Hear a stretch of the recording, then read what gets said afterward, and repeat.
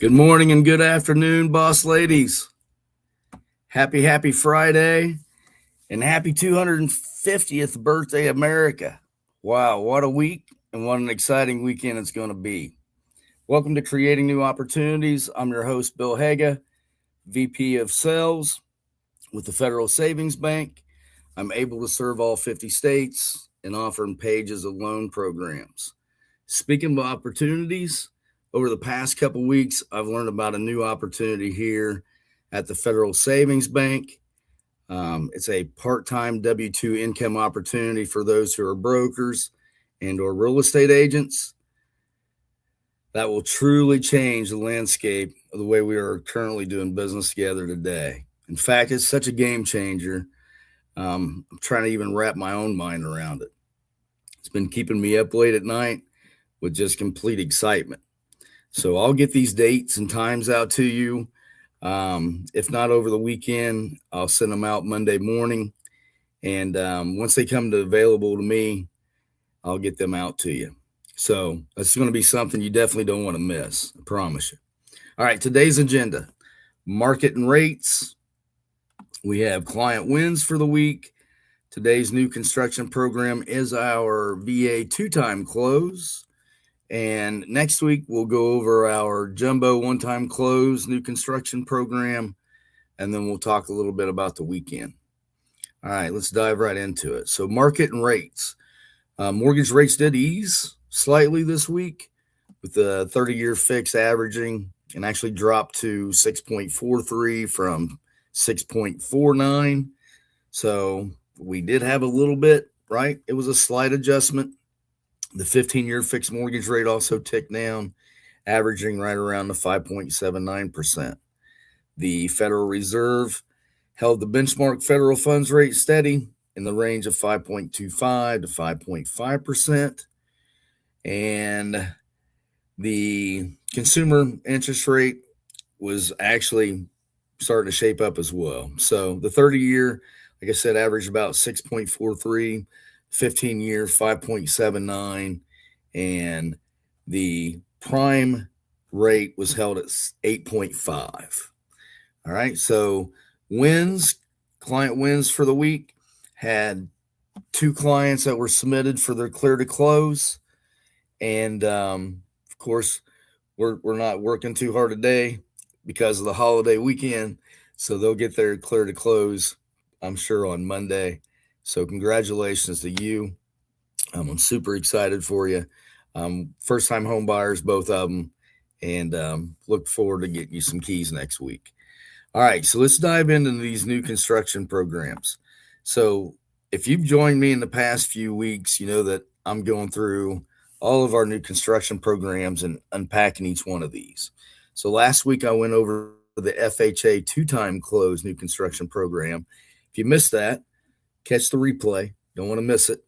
Next Friday, I'll be unpacking our jumbo new construction program. So that's another one you don't want to miss. But today, it's veterans, right? It's all about America and veterans. So today we're jumping into our VA two-time close. So these are for single-family construction. Mind you, as a veteran, you still have to qualify. It does allow borrowers to finance the construction of a single family or a multi-family home, but they do have to be owner occupied, right? So this is from ground up construction only. This has nothing to do with the renovation piece, okay? So during the 12-month period that they give for the building phase, that is a 12-month interest only period, okay? So once the construction phase completes, then at that point in time, that phase one is complete. That's why this is a two-time close. So then at that point in time, we're going to refinance whatever the balance is left, right? We're going to go off of the value that came in based off of current comps. That's going to determine our loan to value. And we're just going to refinance that into a lower fixed rate. Now, if you know anything about interest rates, purchase rates are normally generally higher than refi rates. Okay. So let's talk about credit scores and down payments and DTI right quick. So with a 640, okay, that's the minimum. Got to have a 20% down payment, and that gives you up to a 43% debt to income ratio. All right. Debt to income is your debt, all your monthly debt, plus the house payment divided by your income. That gives you a percentage. Okay. 43% is the max that we're looking for. Okay. With a 650, 15% down, still with that 43%. 660, 10% down, still 43%. However, once you get to that 680 mark, that's a 0% down. DTI is still 43%. But if you get up over a 700 credit score, that's, of course, 0% down, but your DTI can go up to 45% at that point in time. Now, let me stop right there for a second, because remember, weeks back, we talked about the consumer loan program that we offer. So if we've got a debt to income ratio, we can utilize that particular consumer program. Remember, it allows us up to $50,000 where we can consolidate debt and do things with that. Yeah. So if we got a debt to income issue, then we just turn to another program to help us out with. All right. But we're still not saying no at that point in time. All right. So let's talk about if the veteran already owns the property and has owned it less than 6 months or longer than that. Okay. So if they own the property less than 6 months, then what we're going to do is go off of the current purchase price or the current value per the appraisal. Okay. It all depends on, what we see within that mark. If the property is longer than 6 months, then we're definitely going to use the value of the appraisal. Okay. To prove ownership, we just need the copy of the closing disclosure that's signed when you purchase property. Okay. All right. So mind you, this is for single family residents. Barndominiums are allowed 2 to 4 unit, right? Remember, they just have to be owner occupied.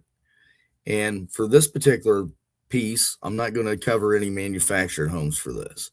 Okay. While you can go up to 30 acres, that's huge. That's a great point. If there's more acreage, then it doesn't mean that it doesn't qualify. It just means that we need to, ask for an exception from our loan committee. Simple as that. Okay. All right. So it's always a big question is, all right, well, I've got I got a house.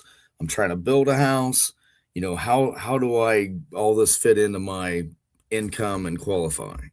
So during this, the departing residents, if the DTI with both properties meet the guidelines, then what they call an abundance of caution lien is not required. Okay. So if they currently have a house, we may need to put a lien on that depending on the debt to income ratio. Okay.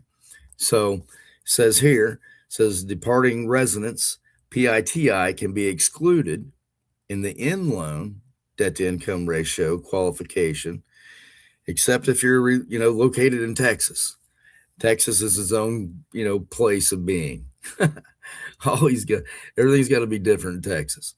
So the DTI does not exceed 65% when accounting for both the departing and subject full PITI and any association fees, flood, or anything else that may be in there, right? So the DTI with the departing residents excluded falls within the standard DTI table above. We would need a statement signed by the borrower affirming their intent to sell the current primary residence upon completion of the new home, right? So at that time, that lien on the departing residence would be required. Okay. Keep in mind how we're buying something, non-contingent. All right. Assets entered will equal after the cash close, anticipating the savings lesser of 50% of the qualifying income or $5,000 may be considered for the in loan.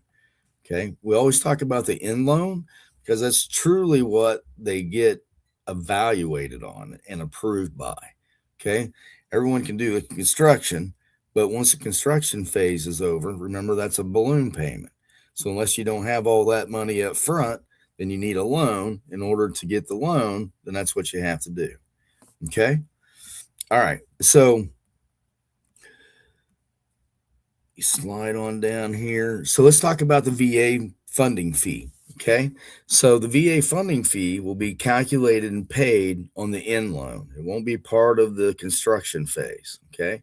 The construction phase is kind of its own piece. All right. Once again, everything's evaluated off the end loan. Okay. So we're just going off of normal VA guidelines at that point in time. Okay. Seller concessions can't exceed 4%. Right. That's normal on any VA loan. And no borrower's debt can be paid off with the construction loan funds. Right. So therefore, any borrower debt that needs to be paid off or to make sure those debt to income ratios fit in the box. Right. So those have to be paid off and sourced. Okay. So that's where that consumer loan program comes in that we can offer. And with this program, if you're a veteran and you've got some skill of building homes and doing renovations and things like that, hey, we love you and we appreciate what you're out there doing. Unfortunately, with this program, they will not allow you to act as your own general contractor. Okay. So just know when we're doing new construction projects, that builder is also approved based off of financials, past clients, their suppliers. I mean, all these people get contacted, they get verified and vetted. It's quite the process. Like I said, they provide us with financials. So there's many reasons behind that. I won't dive into that at the moment, but that's part of the process. Okay. So that's really the major points about the VA two-time construction program. Okay. If you have any questions about the program, you've got my contact information. Reach me on my cell phone. You can send me an email. Whatever works for you always works for me. Okay. So next Friday, you want to make sure that you make sure you see that. We're going to be doing more construction loan programs. We're going to be focusing on the jumbo one-time close next Friday. So I love jumbos. I'm assuming everybody loves jumbos. So that's a real good one. You won't want to miss it. Okay. So once again, don't forget to keep an eye out for the dates and times to be posted for the new opportunity I was discussing. We're going to be discussing that probably 2 or 3 times, maybe even more this week. Because it's truly that big. Okay. If you have any questions about that beforehand, feel free to reach out to me. Like I said, my phone's always on. All right, let's talk about the weekend. I hope everyone has an amazing 4th of July weekend, celebrating our nation's 250th birthday with your family and friends. Please be safe. Make sure that, after the weekend, you still have all your fingers and toes. I know that a lot of my friends, they play with big boy toys, right? So we're talking half sticks, full sticks of dynamite, $3,000 worth of fireworks. So I expect the sky to be lit up and to hear a lot of booms over the weekend. So that's all I have. I will be replying to emails, calls, and texts as I'm able to get to them. Like I said, we will be with family all weekend, and it will be a noisy one. Okay. But that's all I have for you, boss ladies. Enjoy your day. Have a great weekend. Good luck, and let's get them under contract. Thank you. Take care, everybody. Bye-bye.